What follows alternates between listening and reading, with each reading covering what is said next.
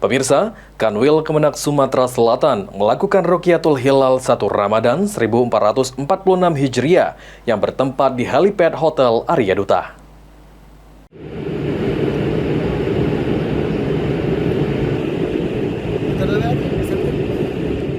Dipilihnya Helipad Hotel Arya Duta untuk pelaksanaan Hilal Rukyatul 1 Ramadan 1446 Hijriah karena ketinggiannya yang optimal serta beberapa alasan lainnya.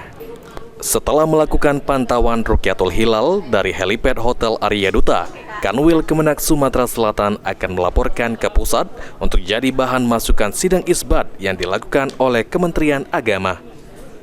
Proses pelaksanaan Rukyatul Hilal 1 Ramadan 1446 Hijriah di Helipad Hotel Arya Duta dihadiri langsung oleh Kepala Kantor Wilayah Kemenak Sumatera Selatan serta perwakilan dari Pemprov Sumatera Selatan.